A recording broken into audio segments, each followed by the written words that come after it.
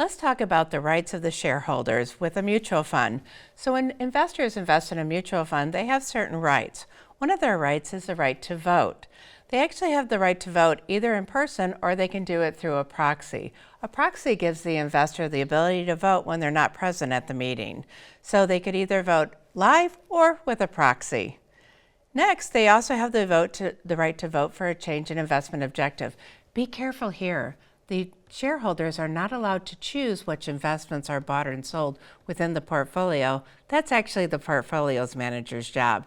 In this case, the investor gets a chance to vote on the overall objective of the fund. So if the fund was an income fund and they wanted to change the fund objective to a growth in income, that would require a shareholder vote. Additionally, the shareholders would have the right to vote on the investment advisor agreement.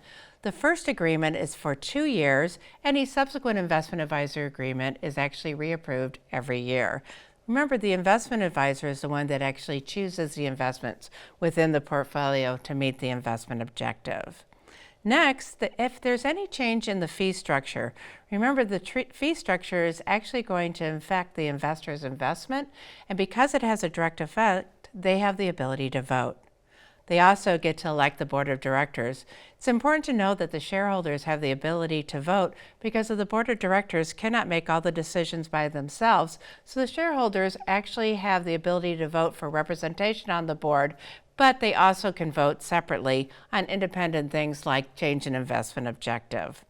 Lastly, they get to choose the independent auditor. Oftentimes, the mutual funds have an annual audit requirement, and that auditor has to be an independent auditor. Jim, did you have any comments?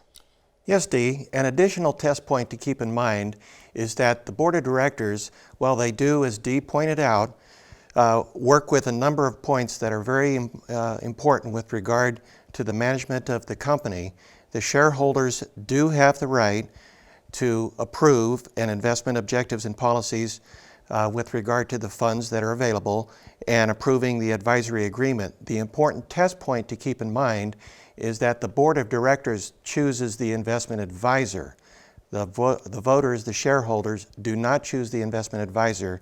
The board of directors will choose the actual investment advisor that manages the funds in the portfolio.